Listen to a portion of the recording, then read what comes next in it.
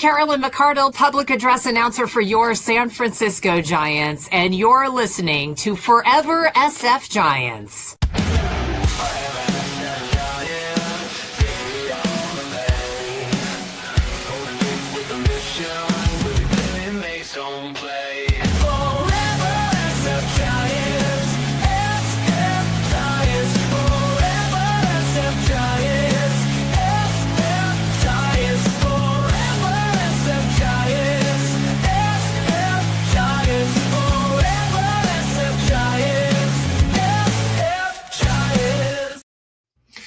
Hello, everybody. Good evening. Sunday night, Schmitty and Christian bringing you Forever SF Giants.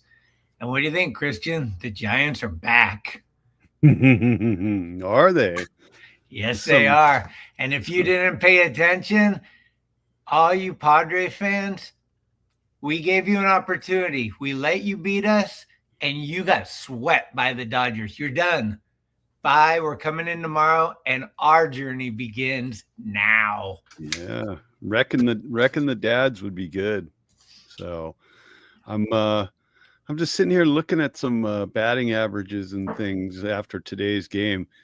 There's two guys tied for the lead in batting average on the Giants. You know who they are? Well, if you're including guys that don't have that many at bats, I'm guessing. Christian Koss and maybe Elliot Ramos. 1 out of 2 ain't bad. Dom Smith and Christian Koss, both batting .281 currently.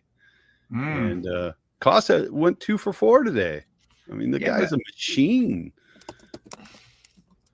How many at bats do they have, though? I don't care. Well, you better, because this, as you like to say, small sample size. Small sample size, but you know what? If you only play that many games and you get something done every game you play in, what does it matter how many plate appearances you have? Production costs 121 at bats. Yeah. I don't think that qualifies. I don't think you're going to see him on the MLB charts at all. Just saying. Anyways. Whatever unlikely home runs, Gilbert and Fitz go back to back. What's Drew Gilbert? On? He's our new right fielder. Apparently, they're not even giving McRae any opportunities. It's like they start him and then they let Wilmer strike out for him. It's just unbelievable. They should just send him back to Sac and let him get reps if they're not going to use him. Yeah, the Wilmer pinch hits in this series just I think angered me more than anything else. Was the fact that. What do you do? This guy hasn't hit a lick in months, right? He's barely swung a bat at all. And then you're going to bring him in these key spots where it's like the Giants need a hit desperately. And you're throwing Wilmer in there, who lately hasn't done anything. I don't know. I mean, hey, at least Jung-Hoo Lee was leading off today. Can we leave him there? I've been calling this all year. Let him. Here's the thing. And this, we'll get into this, but I'm looking at it like this. They moved Jung-Hoo Lee to 5, 6, 7, 8. They're just moving him around somewhere in the back of the lineup. He's never, he's not a leadoff hitter for a long time. So I think it changes his swing. He's trying to hit the long ball because where they position him, and he's struggling. They put him up at first. He's going to be more of the contact hitter that he is. Hopefully start hitting the opposite way. In the meantime, they moved Elliot Ramos to leadoff. He hasn't hit a home run since July 5th. So is that a coincidence? I mean, he did get hit a lot in the hand. I mean, those guys were getting beamed almost every game. I don't know if his hand is as hurt as maybe Chapman's, and these guys are playing through injuries. I know that to be true, but it's interesting because I would love to see Ramos go into the 3, 4, or 5 hole. I loved the lineup today, actually. I would move Bailey back a little. I think they had him like 7th or something. Yep, he was I think Bailey should bat 8th. And I don't think you should ever have Bailey. Okay, so maybe I'm just mistaking right now. What I don't like is Bailey and Gilbert batting back-to-back, or Bailey and Fitzgerald batting back-to-back. Those guys seem to come up in the 9th inning with runners in scoring position a lot. And then you have a 1-2 strikeout. And it's like, change the goddamn lineup so that we have somebody that can hit back there. So it's not a 1-2 out situation. Yeah. But I don't know. Drew Gilbert, I guess he's on fire now. He hit his first home run, and here goes his career. Let's watch him blossom. Well, he's 2 for 22 or something like that. So, like you say, small sample size. But yeah, having Bailey Gilbert Fitz back to back, the 7, 8, 9 hole.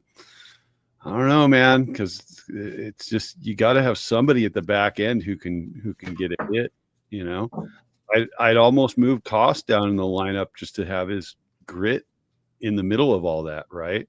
You know, I mean, absolutely. The nice thing about Cost is I don't think he cares where he bats in the lineup. He just wants to bat, right? Yeah, he's still young and green, right? He's like, as long as I'm playing, put me wherever you're gonna. You know, I'm in the lineup. So yeah, he's played second, he's played short, he's played third. He's been respectable at all 3 positions, and he's been pretty clutch at the plate. So I'm psyched that they brought that guy along for the ride this season. I think that, he hasn't had a lot of playing time, but he's made the most of what he's had. You know, absolutely. So look, you drop 15 out of 17 at home. Where do you go from here? Straight to Petco for a sweep. I'm predicting it right now. Giants take 4 from San Diego. They're only 5 out of the wild card. Friday, the whole Bay Area is back on board. They've already brushed off the Niners. They're going to suck all year. Who cares about football? The Warriors, they're not going to do much either. They're getting too old. Steph can't carry the load. The Giants are coming back to be the top Bay Area team, and the whole city is going to be like, whatever we said 3 weeks ago, forget that. We're fans again. You'll see if the Giants get back, all these naysayers, they do the 360 spin, go, it's crazy. But no, I mean, like, honestly, Chapman said it, and I was like, it's kind of tough. We're all frustrated. Don't get me wrong. I'm kind of playing with my optimism. But when Chapman comes out and says, look, we're only 4.5, 5 games out and there's 40 games to go, it's a true statement. But the problem with that is we've been watching you guys play all year. What makes us think that you're going to switch the switch to perform? I mean, I have a lot of faith in Devers, but this guy struck out 70 times out of 250 at bats. That's a lot as a Giant. So all these guys are striking out way too much. And I think that's the number one problem that needs to be fixed. I think you start finding these guys or something when they strike out, like, hey, stop trying to hit a home run and just hit the ball. Whether you're out or not, make contact. That's our new motive. I don't know. Yeah. Well, I mean, we talked about this last time we were on about so many of the guys up and down the lineup being in an instant 0-2 hole and they're at bats. I mean, you can't have a successful day at the plate if that's how you're starting out every at bat. Okay. And depending on who's throwing against you, you got to know when you can take and when you can go after the first pitch. And it seems like these guys don't know the difference anymore. Devers is just hacking, but that's what he's paid to do. He's not 100% healthy still. And he's, in his defense, I mean, he's been playing pretty good at first base. He's starting to get it together. He's made some great throws, some great mental, decisions. So I'm happy with that. I'm so tired of people piling on that guy. Yeah, he's been striking out a lot, but I'm kind of thinking ahead to next year when he's fully healthy and he comes out, like, it's going to be a different Devers for sure. And, if he can get healthy before the end of this season, we're going to see a much different look out of him too. When he makes contact, the majority of the time, ball's going to the gap, it's going over the wall. He's hitting it hard, right? So there's not, as long as he's not popping up. Yeah, interesting. His start yesterday, was insane. This is very interesting. I mean, if you're Verlander, do you want to resign here? That's the bigger question. I mean, this guy is cursed. Is it because he's wearing 35? It's the curse of the Crawford jersey. I don't get this. Like, he can't get a win to save his life. He throws the best game of his career as a Giant yesterday, no doubt. And he gets no decision, but like the team loses. Him and Robbie Ray are probably going out for drinks after that, going like, yeah, it happened to me too, man. Like, it's like, what the hell? Yeah. You need to get Kane in on that and Webb in on that and just be like, oh, man. But yeah, I don't know. I mean, Verlander, we've talked about it. Verlander's pitched well enough to have at least 7 wins under his belt at this point, and nobody backed him, you know? So I can't imagine that he would want to re-sign. I just feel like he's either going to retire or he's going to go someplace else for 10 mil for one more year and try to get to the 300 win mark, which is looking like it might not happen for him in this career, right? Giants kind of settling his hash a little bit, but yeah, the curse of the 35 could be real, you know. The Farhan and the Giants did Crawford dirty, and the numbers, like, it's got a little taint on it now, maybe, right? I think so. I mean, anything's possible. Look, the Giants have not deserved to win a lot of these games, but they have had a lot of bad luck and things go against them in all different types of ways. But one thing that did not go against them was the play Jung-Hoo Lee made today. Are you kidding me? He catches it between his legs. Oh, man. I've seen everything, and then something like that happens, and you're like, nope, still stuff you haven't seen. Yep. Yeah, that was that'll be a highlight reel tonight on all the MLB Network and probably ESPN, right? Oh, so, yeah.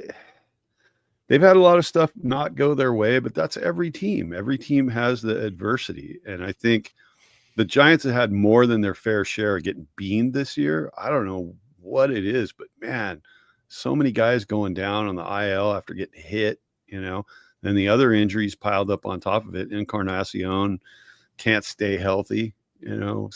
Chapman, when he scorpioned his hand, obviously still not right, and now he's back on the IL. I mean, it's been rough, you know. Umpires have sucked in all games everywhere all year. I mean, I've some of the ball and strike calls I've seen this season. I mean, I caught part of the end of the Angels game the other night, and he rung up 3 guys on pitches that were a foot out of the zone. I mean, it was like, did these guys even know how to do this? I have a theory. Is it a wager theory? Because I've heard that one already several times. No, I think MLB paid the refs to be bad so they could have no problem bringing in the ABS next year. But I don't think the umpires want it. Why they're going to get paid. Yeah, but how much? I mean, I don't know. Maybe I mean, they're still care. playing. They're still going to play. It's just only one. What is it? 1 per inning? How many? I don't know how many they get, but it's been so bad that it can't be that bad. Yeah, before it would be 1 or 2 umps that were consistently bad. Now it's just like every game, like not just Giants games, every game across the board. You're like, what is going on? The ball's like way out here. How is that a strike? Or it's right down the middle. How is that a ball? Like, there's just been, look, the close ones I get. Like, my eyes aren't that good. These guys are old. Yes, right on the border, I'll give it to them, which either way they make a mistake. But when it's like this far off in there, that's when it's like, what's going on? Yeah, it's really, and you know, in a sane world, the lesser umpires, the guys who aren't as good, you would hope they would improve to the level of the other guys, not the other way around. It seems like the umpires who were good have gotten worse, and the guys that were already bad have gotten even worse than that. I mean, they're getting older. Each year they get older, their eyes. I can't remember what game I was watching, but Laz Diaz was behind the plate, and he must have been wrong 65% of the time. Everybody's getting fed up. Managers are getting tossed. There's people barking by the end of the game. It's like the hitting coach is now the manager because everybody else has been ejected. Players have been ejected, and it's just not right. It taints the game. Go back to Gabe Morales in the playoffs against the Dodgers in 21. There is no reality in which Wilmer swung on that pitch. Yeah. His wrists didn't even break, let alone his back crossing the plane of the plate. So, it's not like it hasn't been bad in the past, but this year it just seems disgusting. Yeah, I don't know what's going on. It's, is the spin rate so? Here's the thing. There's two things with this. The hitting has been worse than ever. The batting average, I think last time I looked, there was 3 people batting 300 in the whole league. Like batting averages have dropped down, not just Giants, all across the board. So what's going on? Is the ball harder to see? Are these pitchers actually having more movement? And that's why the hitting's not as good. And that's why the umps aren't as accurate. What is the answer to all this? Because people have their theories, right? It's like, all the players want to hit home runs, so they have the big stats so they can have a big contract.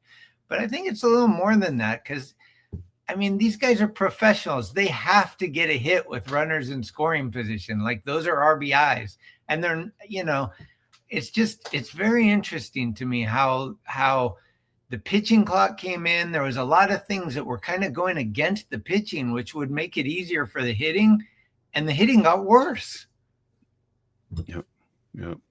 Yeah. As far as the umpires, you said maybe they're just getting old. Maybe they can't get down and do a proper crouch and actually see the strike zone. Yeah, I don't know. I always go back to what Mike Schmidt said, and this was after he retired. But they were asking him about umpires, and he basically said, "Look, the strike zone is not an interpretive thing. You don't get to stylize it. It's the width of the plate." And it's the knees to the bottom of the letters, and that's it. And if an umpire sitting back there can't see that box, that's terrible, Yeah. I don't know what it is, but they got to fix it, And I don't like the idea of the ABS just because I don't want to watch guys tap their helmets, and I don't watch it come up on the screen. I don't know. I don't know. What I've seen in Sacramento, it didn't bother me nearly as much as I thought it would. It's pretty quick, and it doesn't happen that often. Like in 9 innings, I think I saw like 4, and they're really quick. So in a way, it's kind of fun because you're like, it's kind of like, fuck you, umpire. Like, like you called it wrong and we're calling you out. But I get it. Like the whole, like, where does this stop is my issue. Like, okay, right now it's only 4 a game, but next year it's 3 innings a game, and pretty soon it's the whole game. Like, right, where does it stop? That's my fear. These guys that, created AI and then lost their jobs, it's kind of a similar thing. It's like, oops, we built the thing that replaced us. Yeah. So. Yeah, I don't know. Oh, I gotta disagree with you a little bit, LD. Flores went bad long before Devers showed up, if I'm not mistaken. He had a first 45 days of the season where he was red hot, led the league in RBIs, and everyone was like, "Oh my God, he's a new guy," and whatever. And then it went south long before Devers came. Chemistry, I don't know how much it affects it. It could a little bit, I think that the trade deadline and just kind of the Giants went from being potentially huge buyers at the trade deadline to kind of middling, making some trades for some prospects. And that might have affected team chemistry more than anything else, just feeling like we were headed to the playoffs and now they're selling. What's going on? That could mess with people's heads. Right. I don't think. Here's the thing: Wilmer is not coming back next year. He's done. He's done, guys. I'm sorry. he is not somebody that we want on the squad after this year. And as far as chemistry, losing Yaz is way more of a detriment to the team. He was like everybody's best friend. Him, Webb, Chapman, they all come together. They all live by each other. They go play golf together. Like, that was definitely more of a hurt. But all these moves help us. Devers on the team is such, like, the people that don't get that are just like, I don't think you're baseball fans. I don't think you've been paying attention.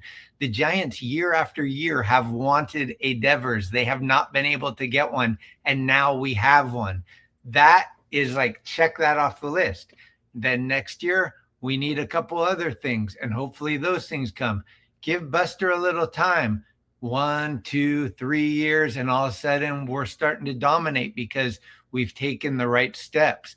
As far as the coaching, though, I do want to talk about that because I believe that. I told my wife yesterday, I was like, if the Giants lose today, Sunday, I believed that somebody was going to be done, like, before the season's over. Really, before the end? Okay.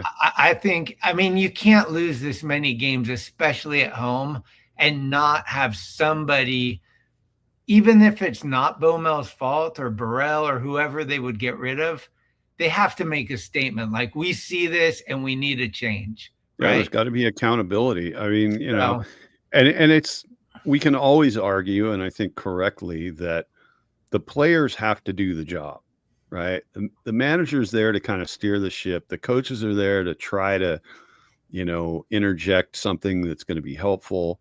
But they're the guys that get fired because the players have contracts and guarantees. And it's like, the only way you can unload a guy is you can waive him, you can trade him, you know, you can wait till he's a free agent and not re-sign him. Managers, coaches, it's like, you can just give them the boot tomorrow, you know. Right.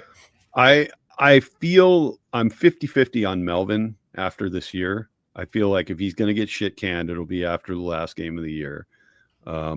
I just don't know what managerial talent is out there that they could pursue. You know, a lot of these guys that were great managers in their time, they're getting really old, man. And they're just not, I don't know if they're sharp enough to manage the type of player that's in the major leagues nowadays. These young guys, they got a lot of swagger. They're coming up younger and younger, less mature, less disciplined maybe. And if you're pushing 80 like Bochy or somebody, you know, it's like, do you really even want to deal with that? You know, I see Ron Washington, and it's, you know, he's like a bench coach for Anaheim or whatever. And it's like, dude, Wash has been around a long time. I mean, he was managing Texas when we whipped him in 2010. Right. Yeah. I think everybody's in a fantasy land, and it's funny because people are on both sides of the fence, and it's just hilarious to me. Like, the same people that are like, we need to move forward, are saying we need Bochy. It's, you know, like, there's just so much weirdness of people's mental. Bochy was great when he was here. It's kind of like the Who coming back. Like, don't do it. You guys go, you know, like, just don't do it. We already got 3 World Series from Bochy. He will forever be the skipper that we all salute and love. The only thing that can happen is bad news if he comes back. Like, it's either he wins and we expected it, or he loses and we're like, what happened? So I don't see Buster doing that.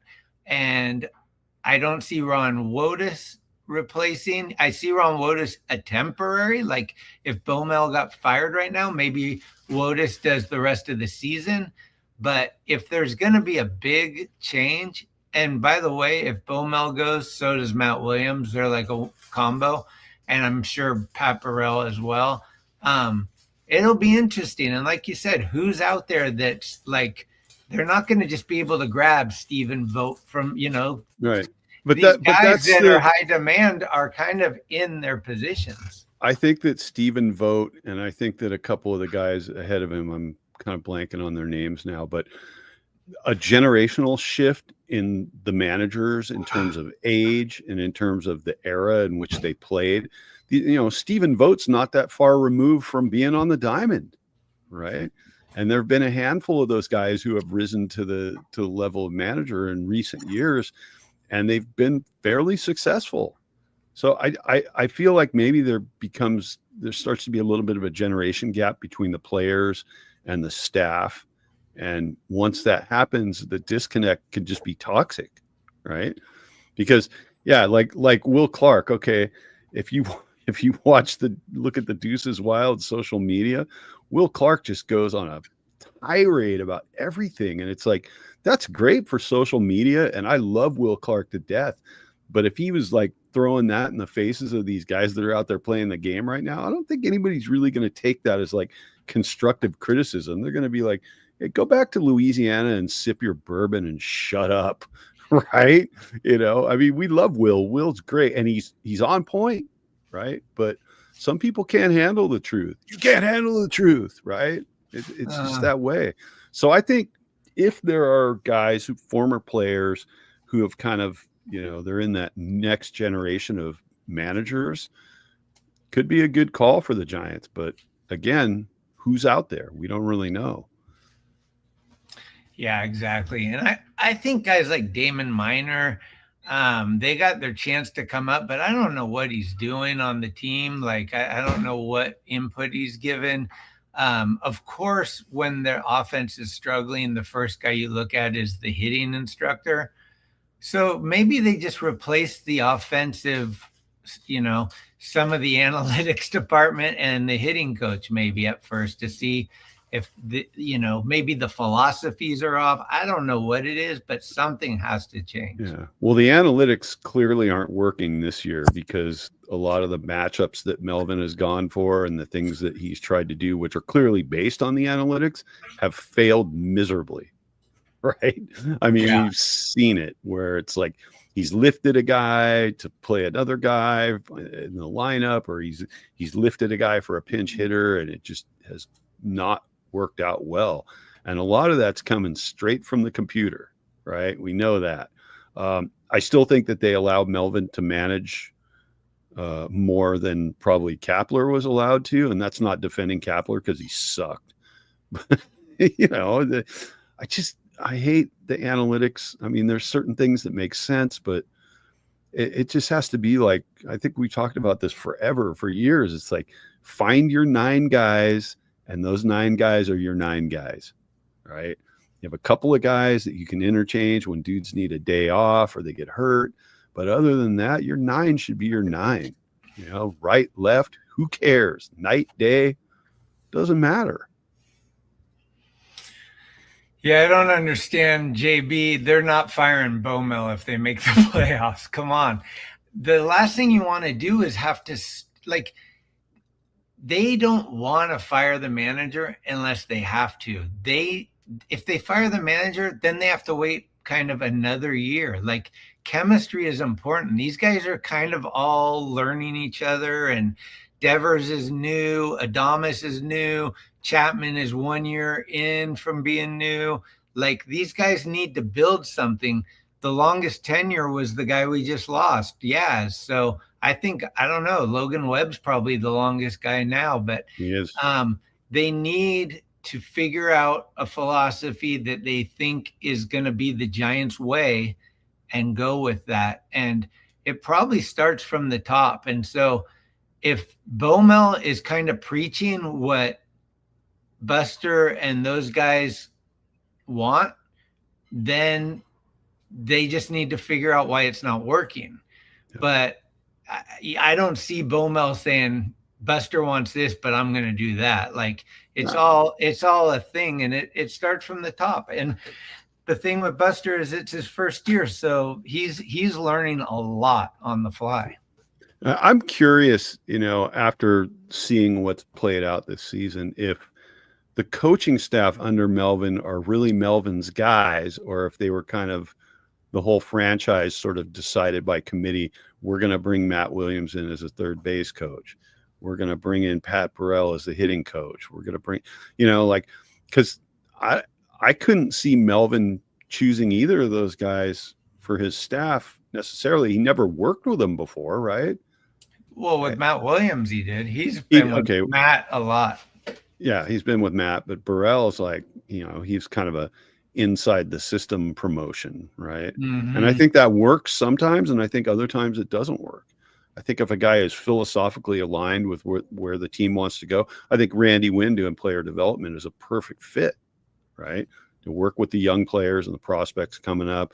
Randy Wynn was a, great player, a great baseball mind. Matt Williams had so many questionable sends this year. What do you do? Even the players have commented on it a couple of times, right? Like, yeah, I mean, I don't know what he was doing. And then some guys just ignore him because they feel like, man, whatever he says, I'm going to do the opposite because he's been wrong so much, right? I don't know. I feel like they're going to make some changes if they continue to sort of cartwheel downhill, and it's quite possible that Melvin's gone after the season ends. And I mean, look, the Giants fired Kapler. Who's the last manager they fired before that? I can't even remember. Was it Felipe? Did they fire Felipe? Most of these guys, they let their contracts run their course, and then they just hired somebody else. Well, people would say they kind of pushed Bochy out. They didn't fire him, but bringing Farhan coming in, yeah. So, but with Buster in charge now, like what's going to happen? How tight is the microscope on this, right? I mean, Buster wants success. He wants a winning team. He wants postseason runs. He wants all of that. He wants the best players money can buy if he can spend the money. And, there's a lot of really good things to take away from this season, but I do think the one most frustrating part is, like, take Verlander, for example, with getting one win and how many starts. And it wasn't because he pitched like crap. It was because he didn't get any support. So if we're talking about the most important thing to this franchise, which is attracting high caliber talent to come and play in San Francisco, you have to be able to roll the carpet out and say, look at what we do here. This is a winning organization. This is a winning team. We're going, right? Mm-hmm. If you don't have that, you don't have a lot to sell guys, So we'll see. Well, I got a question for our chatters, because Christian and I were texting each other over the weekend, and some of these games, especially in the last, 17 home games, which they've only won 2, they've lost 15. But I want to ask you guys, is there a memorable game this year that you can go to as the worst Giants loss of the season? There's been ones that kind of felt like that was it. We're out now. There's been ones where you're scratching your head because they had the win and then they gave it away. But what to you guys is the number one worst loss? Was it the Giants getting spanked? Didn't they get spanked by the Dodgers like 17-1 or something? 18-1, there's been what? Chris Cross has pitched at least 3 or 4 games this year. Yeah. So maybe one of those, but which one hurt you guys the most? I'd love to hear that, because we were talking about the Tampa games as being up there. I know the Pirates, the White Sox, some of those crummier teams that, when the Pirates came in and swept us, for me, that hurt a lot. Yeah. That was a rough one. I don't know. So we got some people chiming in when Yaz came into pitch yesterday.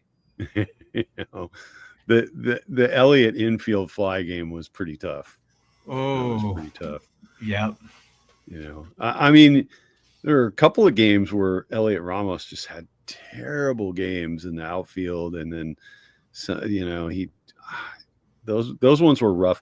I think the one game where I don't even remember which game it was, but the one where Ryan Walker came in and just we gave up 4 runs or something, and it ended up Verlander, didn't get a decision, and it was just one of those things where it's like, how is this going so wrong? This was like the emergence of Ryan Walker's downfall, right? Because at the very beginning of the year, first couple games, he was fine. And then, I don't know, it was like the 4th or 5th series of the year. And he came into that one game and it was just like, this is not happening. Yeah. And then it continued every time he came into a game for like 2 weeks, 3 weeks. Anthony's got a good one.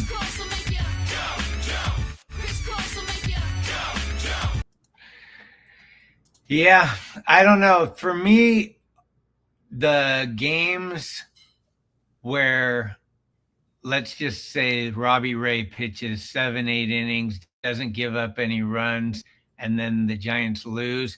The one game where Robbie Ray got the loss and only gave up 1 run, those games hurt me more because I'm like, it's a bigger statement. A, I want the pitchers that when they pitch good to be rewarded with a win.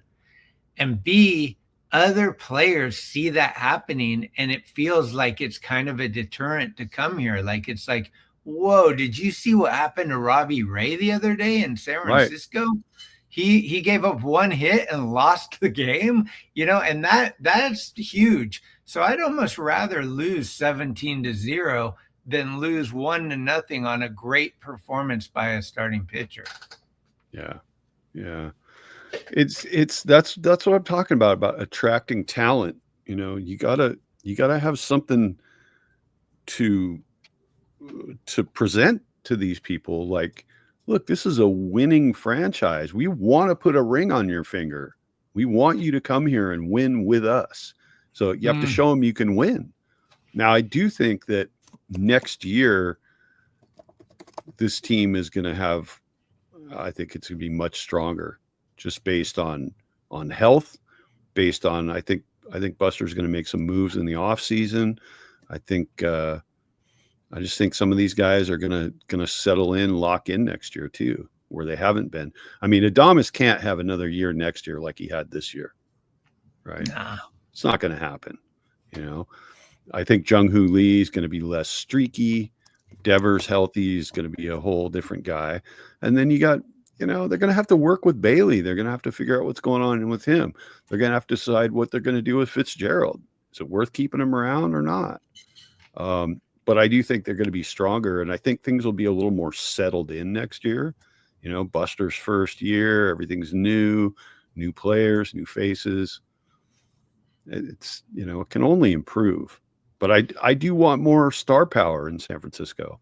I think Devers should just be the beginning, him and Adames. Yeah, I mean, if they go after Tucker, I'm not going to be mad. Yeah. But I will say that next year there's going to be less room for any bullshit. There's going to be less excuses accepted. It's not your first year anymore. It's your second year, and we need playoffs or bust next year. This year, I think you and I both said before the year started, like, this year's kind of like a development year, and next year is a playoff year. And if they don't make the playoffs next year, heads are going to roll. And I think even Buster could be in jeopardy of like his, these guys have not been to the postseason since that one Dodger series. But then before that, it was a little while too. So this team needs to be in the playoffs, like year after year. They need to be competitive. And right now, it seems like they got the pieces, but the pieces are just like not performing up to what they should. Yep, definitely. So this is interesting, Eddie. I caught part of a conversation about Bailey, and they were saying that basically if the ABS comes in, his framing skills suddenly don't have the same value. That's kind of a strange point, right? Like, because what are you keeping him around for if that's the case?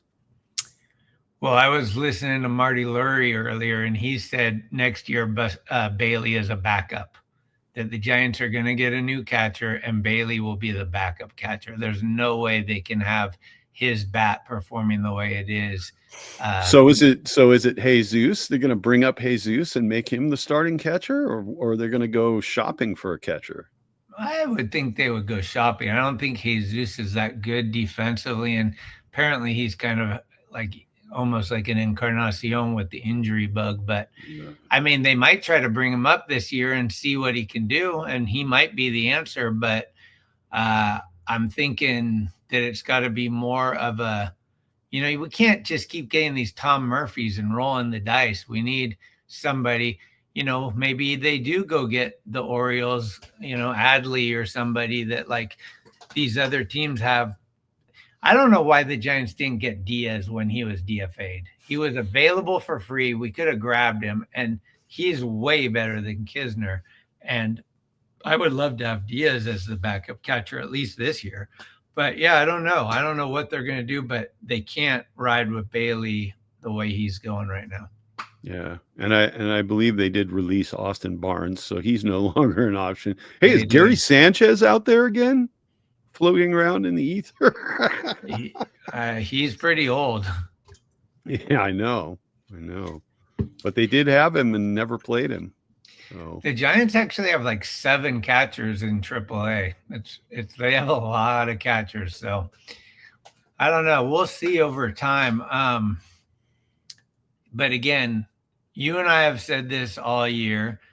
The first thing that should happen, like yesterday, is the guy should just start batting left-handed only.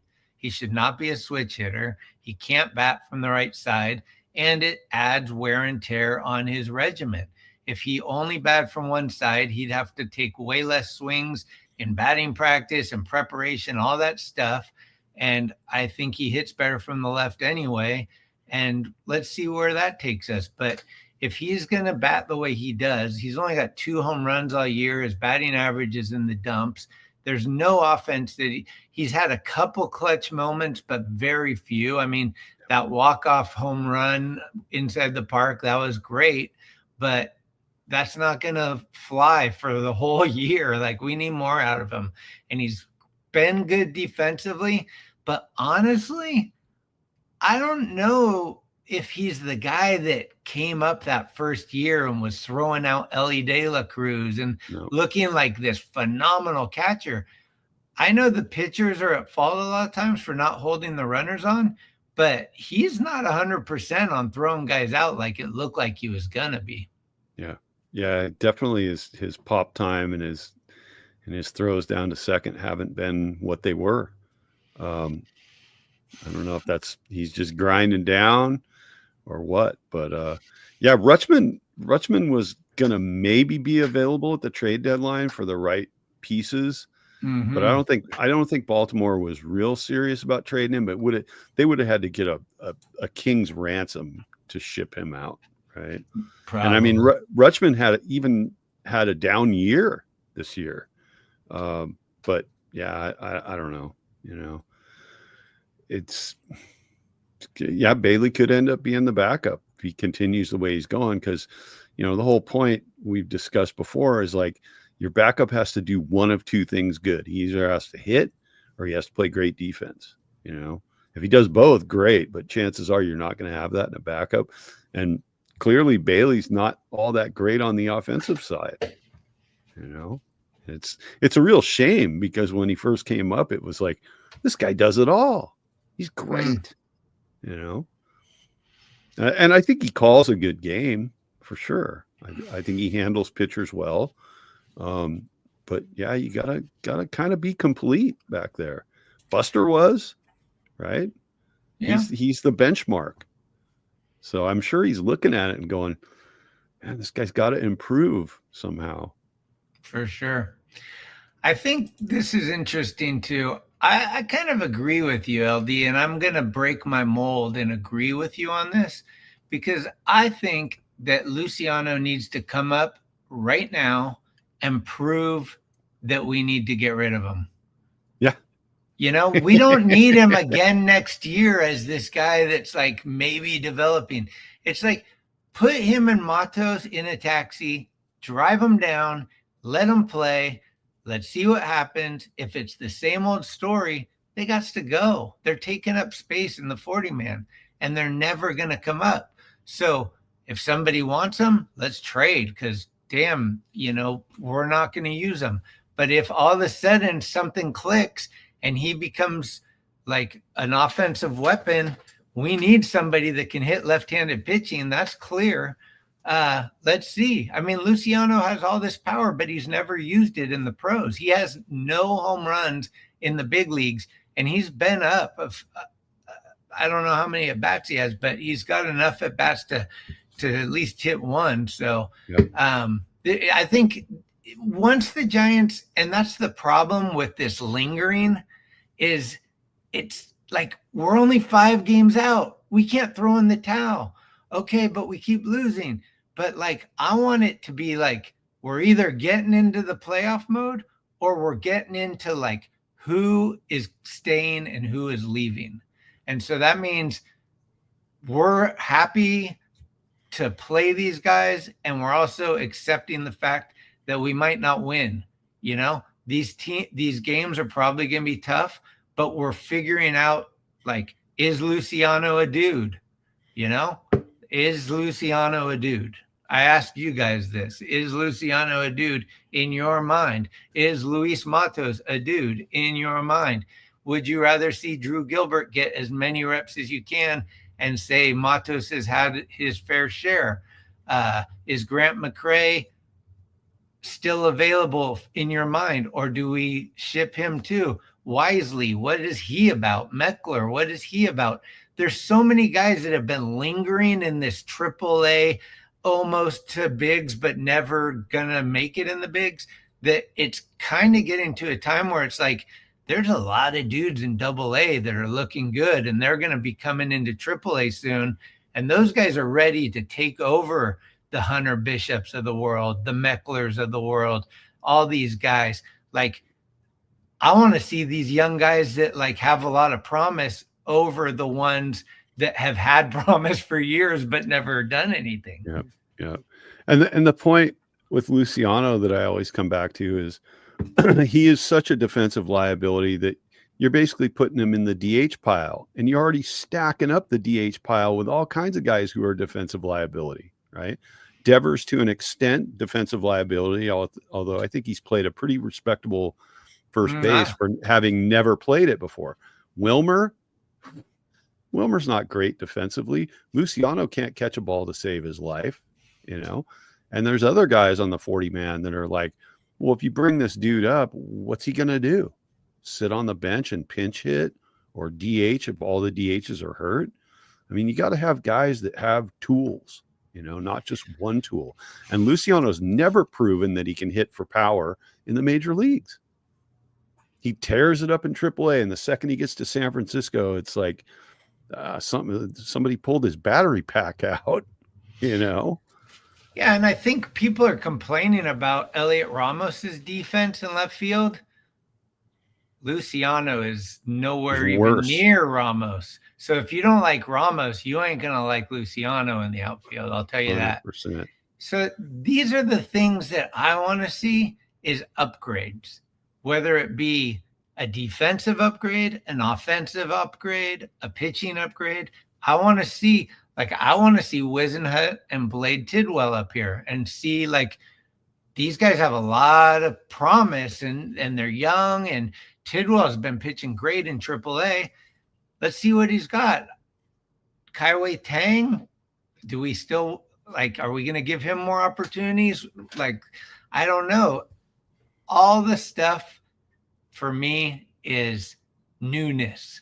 Like, not the same old story. If it's the same old story and it's bunk, nobody wants that. But if it's bunk and it's something new, there might be a chance that can change. But if you've seen this forever, it's like, this is what we got. We already know what we got, you know? Yeah, so yeah. I'd love to see, I want to see Blade Tidwell come up.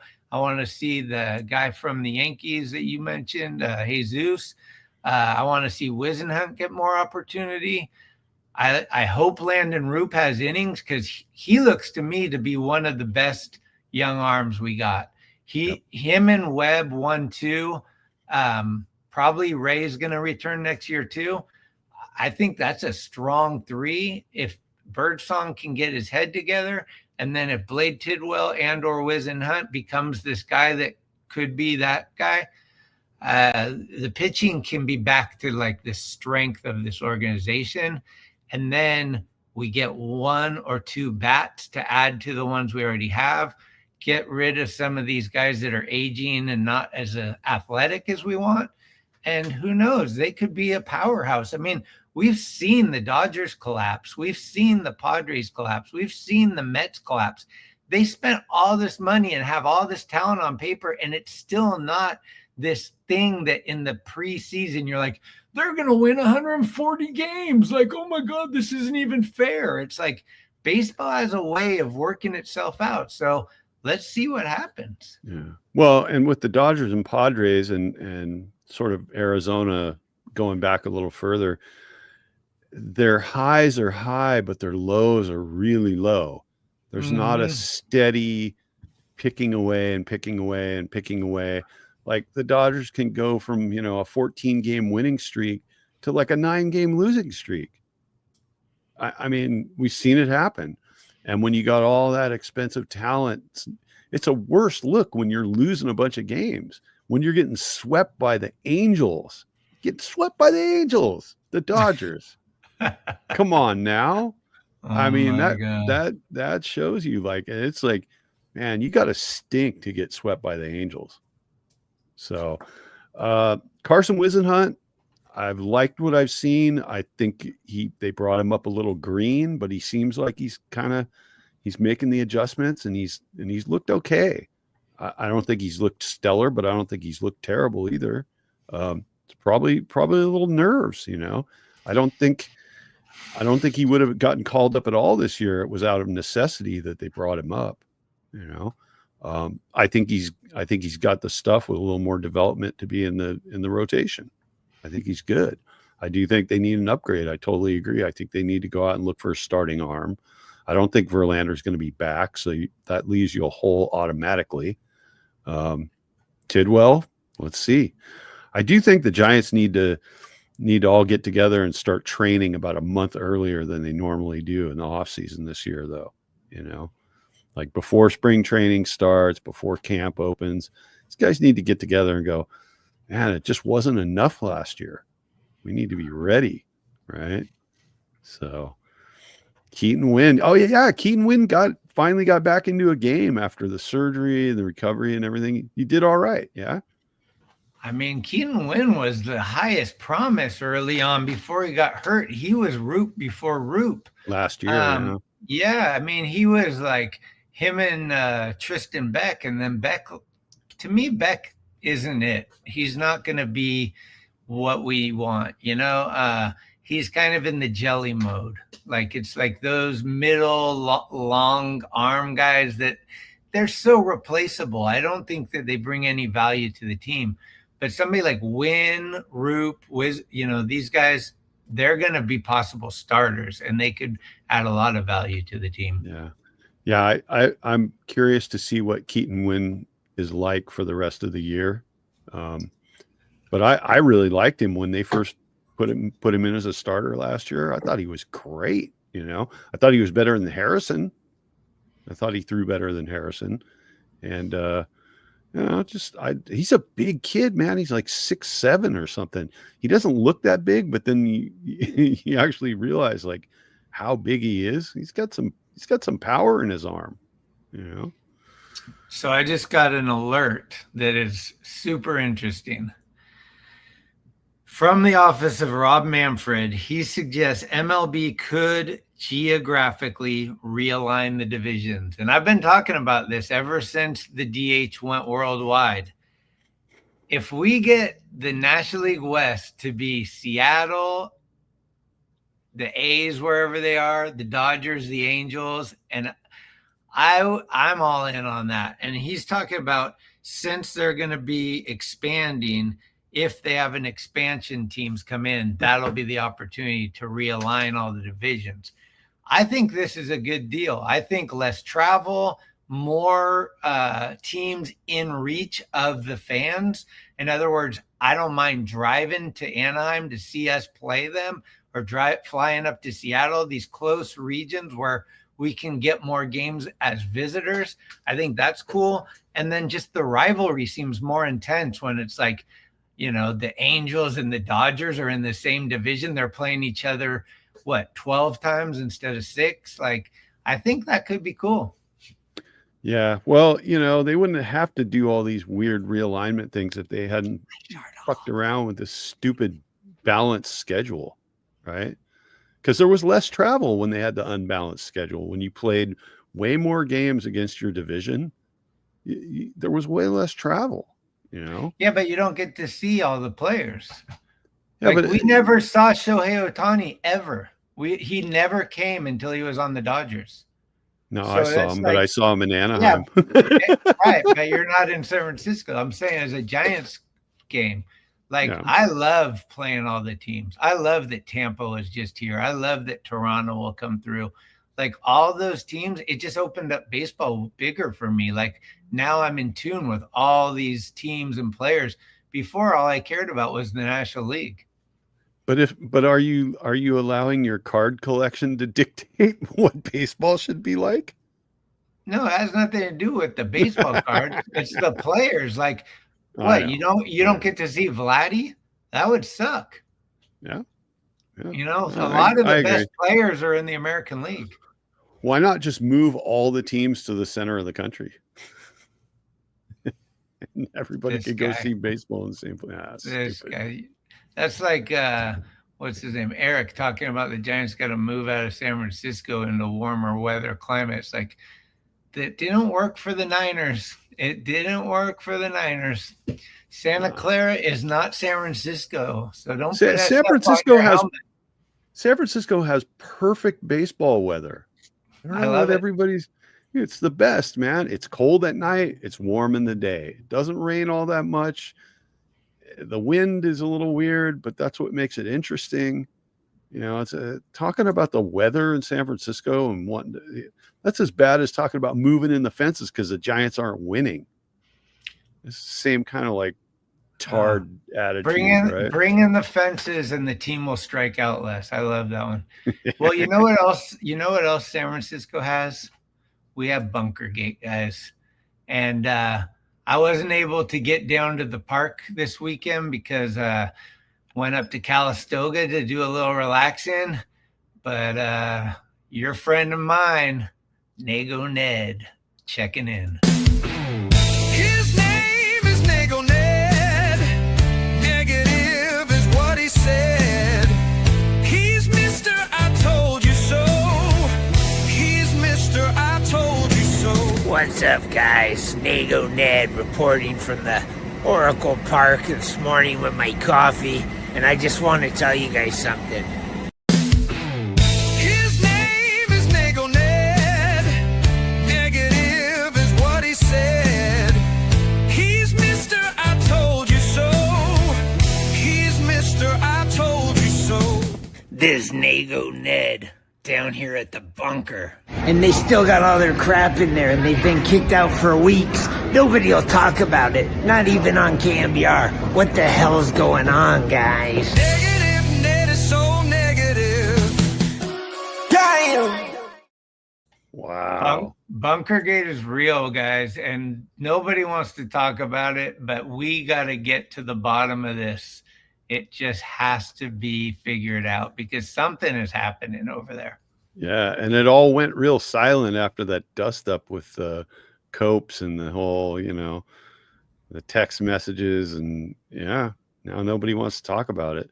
Have you been trying to hit it hard in the KMBR chat in the mornings? Oh, dude, I got blocked by this dude Pat H and this other guy. What's his name? I forget, but two guys blocked me because they thought what they said was, this is a non-story. Stop asking about it. And I was like, it's a non-story. This is the radio station that you're listening to. And they got booted from the bunker at the team that is the flagship team of the state. Like, what? How is this a non-story? And they're like, dude, and they blocked me. It was insane. So wait, so they blocked you. You weren't allowed to chat anymore in there? No, I don't appear on their chat, But and they don't see appear on my chat. Okay.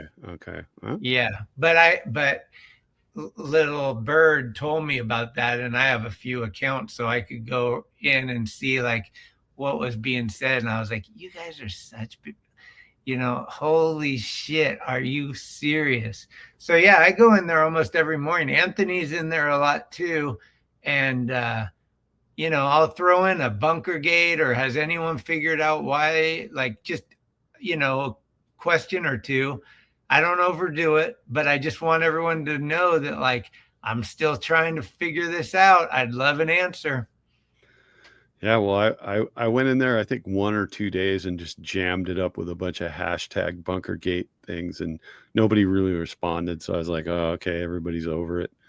But oh yeah, they don't want to talk about it, which makes it even seem more like there's some problem. Otherwise, Copes would just be like, oh, this guy's asking about it. Here's what happened, right? But the fact that it almost seems to me like Copes wasn't supposed to say anything on air. That's what and I was now thinking. He's like, beep, because none of the other DJs throughout the whole day talk about it either. So it's not like it's like a Copes issue that they can make fun of him or whatever. Like there's so much making fun of the other shows within KMBR, and this isn't that thing. So that makes me wonder what the heck is going on. And I talked to some of the employees at the ballpark, because I'm friends with a bunch of these guys, and I'll be like, what happened? They're like, I don't know, but like it's shady, like something's going, like, so it's not weird that we're wondering. I have an idea. Yeah. Why don't we get you, me, and whoever in the chat is down, Lasky's next post game after the first Padres game, we just all call the show and, get on and say, yeah, I really like tonight's game. And I like the performance out of this guy. And, he pitched really well, but what's going on with Bunkergate? Yeah. And maybe after the 5th or 6th caller, he'll either say something or he'll say, we don't talk about that. Yeah, Lasky's got to know, right? I mean, here's everybody at KMBR has to know, right? Yeah. Lasky's probably done shows from there at one point or another. We know that Marty's been in there. We know that these afternoon clowns have been in there. Murph and Marcus have probably been in there. The weird part, though, is that their stuff's still in there, right? Like, the KMBR's, all their stuff is still in the bunker. Yeah, including their banners. Yeah, so I don't know. I mean, if they were like kicked out, wouldn't they have to just grab their stuff and get it out of there? Well, and that's the thing. Okay, so if they were doing maintenance and they were fixing it up and making it nicer or more viable for these guys to do broadcasts from there, you would just say that. You would just say that. So we know that's not happening. I think it's negotiations. I think that there's negotiations being made for next year, or for the contract is coming to an end. And look, KMBR is struggling. We know that. They got rid of Tom Tolbert. They got rid of John Lund. They got rid of a bunch of guys, and then they moved to Daly City for cheaper rent. So things aren't working out well at KMBR, because they were down on Battery Street for years and like right in the heart of the city. And all of a sudden they're Daly City. Sorry, Murph, your commute just got a little longer from Marin. But I don't know. Something's going on. Yeah. And it is interesting that, I mean, they were in contract negotiations because the contract was going to be up at the end of this year, I think. And then I think somebody came in the chat a couple of weeks ago and said they had extended it 5 years just to broadcast the games with the broadcast crew and everything. But as far as any other agreements they might have had, maybe none of that falls under the contractual obligations of the I was looking for places to lay the blame for this implosion that the Giants have had over the past month or so, and it's either Glenn speaking it into existence by ranting that the Giants aren't even a 500 team on Giant Sports Talk Live, or it's Murphy's Law. And again, Greg made a good point. The guy just, he can't.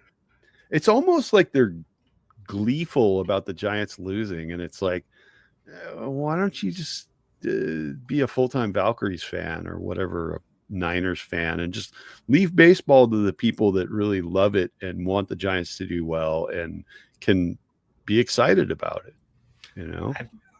I blame the Giants on the same stuff as Will Clark said. It's probably that AI bullshit.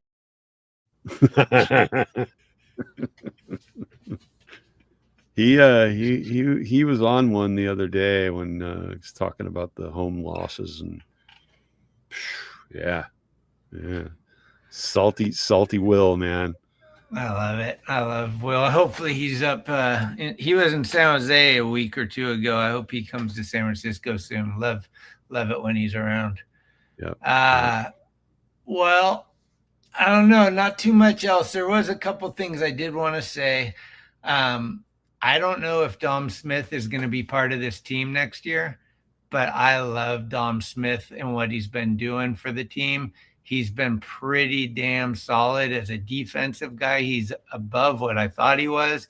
And offensively, he's the kind of hitter this team needs more of, which is whether he gets out or not, he's hitting the ball with his bat. He's making contact. He's driving in runs in clutch situations. And he's just a solid kind of like the working man's backup first baseman or whatever. Jung-Hoo Lee, I think you could agree, he needs to lead off the rest of the year. And the Drew Gilbert watch is on.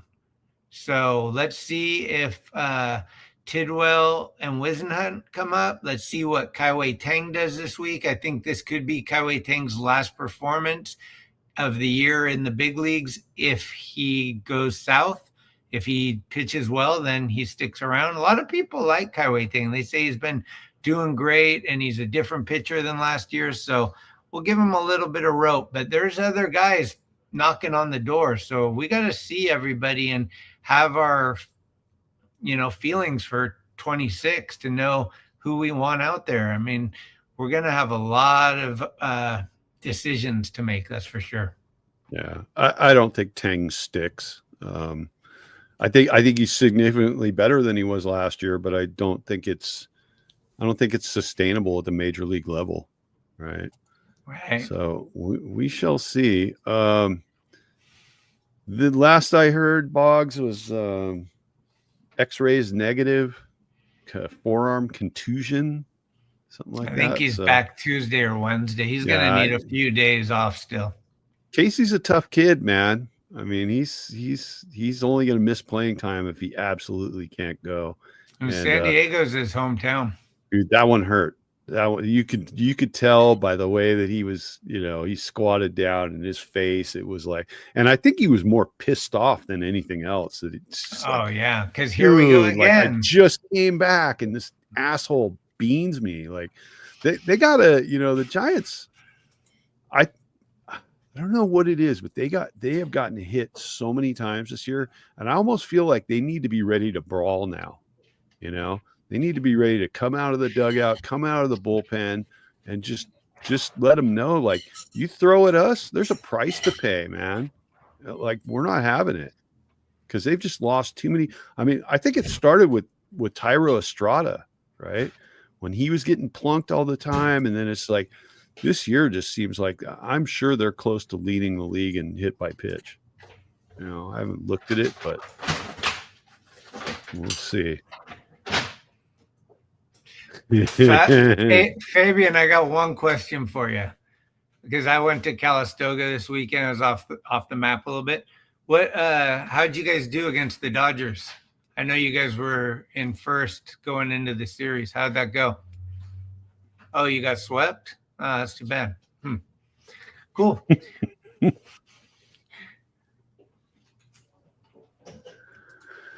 Let's see. I'm just trying to look this up real quick. Well, in other news, we're going to San Diego for 4, and then we go to Milwaukee for 3. So in 7 days, the Giants will be 3-4 or 4-3. They'll be the same distance out, and we'll be no further away and no closer. And this might be how it goes the rest of the year. I would kind of hope that something happens. We either get a spark or we get a real spark behind, or some other team gets a spark. Like all these teams are losing. So when we lose, we don't lose that much. But something's got to happen so we can see our talent. That's unless we're going to slide in somehow, which I don't see happening. Yep. Yeah. We'll see what happens. Okay, so I did find the Giants are 13th in hit by pitch. So the Minnesota Twins have been hit 72 times this year. Yes. The Angels have been hit 70 times. The Mets have been hit 66. The Mariners have been hit 66. Diamondbacks 63. Red Sox 60. Orioles 60. Cardinals 58. Astros 55, which should be more than double that because the Astros should always get beat. Brewers 55. Royals 53. Tigers 52. The Giants have had 51 hit by pitch. Okay, and that's over the course of 130 games. How many? They've had 51 hit by pitches in 124 games. So 51 to Minnesota has 72. Yeah. Wow.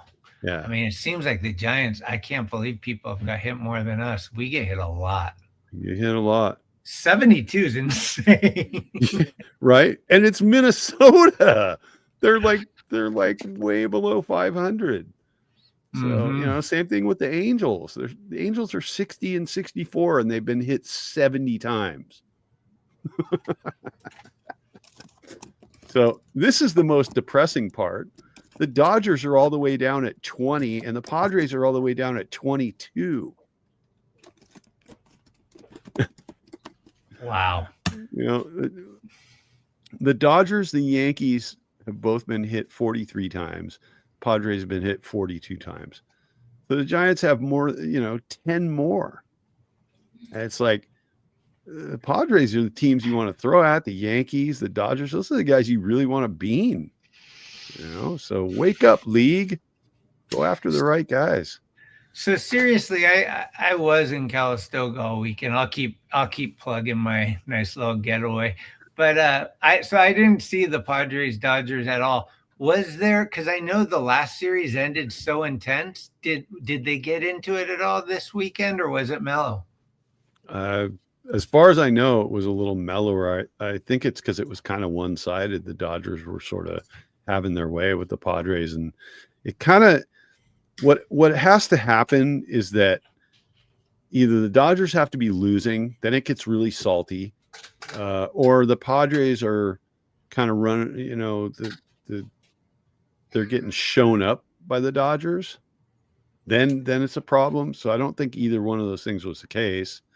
And I was kind of hoping it would be spicy and there would be fights. And I thought for sure it would be after they beaned Tatis and it looked like he might have been broken wrist or whatever. Yeah, and MLB's got to just stop. I mean, these useless Shohei Ohtani's the first pitcher to lead off a game with a triple. Of course he is. Like, it's just stupid. Yep. It's like they're just it's like, what are you talking about? Like he hit into a triple play, but the only thing they wanted to talk about was the home run that he hit, right? Yeah. And they just have these, I mean, baseball is notorious for these crazy stats where it's like in the last 16 and a half innings, this stat, it's like, like I don't understand where they come up with these things. It's so ridiculous. Well, because the significance over the course of a 162 game season just makes that the significance is insignificant, right? I mean, look, if a guy goes on a crazy like hitting streak and he let's say 20, 30 games in a row, the guy's got a hit, or he's been on base in like 40 games in a row, that's significant. Right. But something like, Shohei Ohtani has increased his velocity by 0.87 miles per hour over the past. He's done it every inning for the last 7 innings he's pitched. It's like, so what? So what? Shohei Ohtani has raped your neighbor's dog 17 times in the last 47 days. That would be an interesting stat. Well, I'm looking at the Padres series right now, and tomorrow we got our co-ace Robbie Ray going up against Cortez, who's 1-1 with a 5.71 ERA, and then who's going to follow that game? It's hard to get these games up now with the pitchers. Okay, so Tang does pitch on Tuesday, and he's going up against Pavetta. So that's going to be a tough game Tuesday. We need to win tomorrow for sure. And then Wednesday, it's going to be Roop versus our old friend TBD. And then Thursday, we'll have the one and only future Hall of Famer, your friend of mine, Justin Verlander versus the San Diego sweetest man alive, Mr. TBD. So they got TBD going back-to-back games in the 3-4. I'm guessing Yu Darvish is going to be one of those games, but yeah, we'll see. I think we need to get a win tomorrow and start the series off like we're here. Yeah. We're scoring runs, and we're not. Our tail ain't between our legs. And the Giants can take advantage. Michael King just went down with an injury, right? So I don't think he's available to the Padres. Oh, is that what happened? Okay, I believe so. And then of course they haven't had Musgrove all year because of the Tommy John. Giants could be rolling into San Diego at the right time, but they got to carry whatever piece of steam they picked up today. They got to carry that with them, And it's like, look, you got 4 against San Diego, and then you got 3 against Milwaukee, whose 14-game win streak finally ended today, but only in extra innings. Okay, so maybe they're headed for a low point, but man, they've been playing unconscious baseball, just insane. To go a 14-game win streak, it's unheard of. Well, it's like the Giants. They got a 14-game losing streak. That's unheard of. Yeah, 15 actually. Yeah, 14 out of 15 or whatever it is. But yeah 17. Anyways, well, shit, man. The win today was nice. They ran up the score a little bit. You had some unlikely production out of places you haven't been getting it. That's always a good sign when guys that have just been striking out notoriously for weeks hit a couple of home runs. Yeah, sometimes there's light at the end of the tunnel. That's what I'm looking at anyway. Yeah, me too. I'm hoping things can get turned around. I mean, it'd be fun to have a last month of baseball where we're like knocking the Dodgers out of something or knocking the Padres out of something or just, coming through with some fun baseball to watch. Fitzgerald starts hitting like he used to or stealing bases. The other night, what was that? Friday night, first inning, Adames gets on first. He steals second. Then Lee gets on first. He steals second. I'm like, holy shit.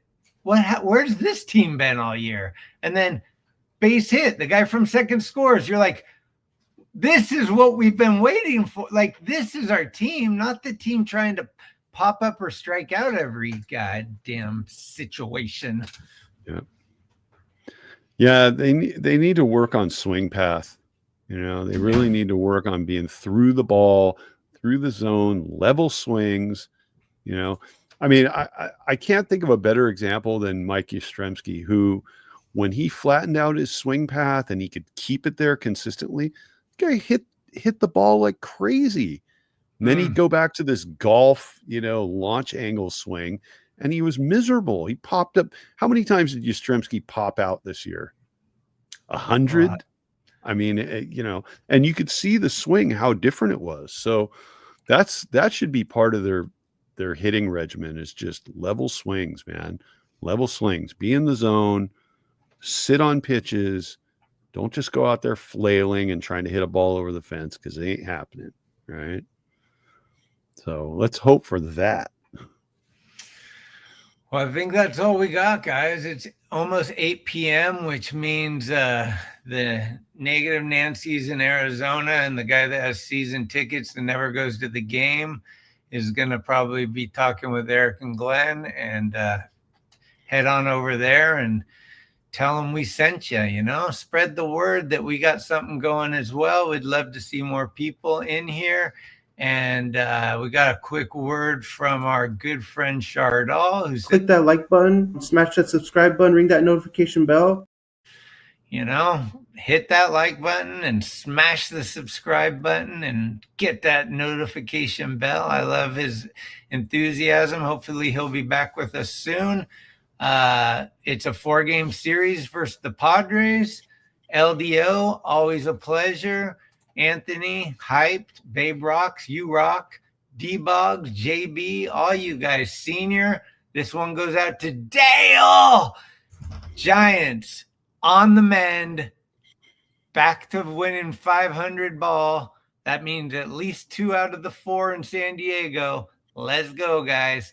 The season's not over, and when it is, you'll be sadder than you are now. I promise. Yeah. So let's wrap up the San Diego series on Thursday, and maybe do a little open lines and get some folks in here. But yeah, let's take this series so we have something good to talk about next time we're on. Yeah, absolutely. Thursday night, tell your mom, tell your friend, tell the mailman, tell anybody you can. Thursday night series wrap up with the San Diego Padres. Christian, Schmitty, Forever Giants, and we out. All right, we're set to go. Let's go, San Francisco. Let's go, Giants. Dude, that was one of the most mind-blowing shows I've seen to this day. Much love. See you soon. Thank you. And I am forever a Giant. Sometimes he was too much analytics. Sometimes he was just out of left field. Wasn't really in tune with the players. Didn't really make a connection with the city. I think they need somebody with more spirits.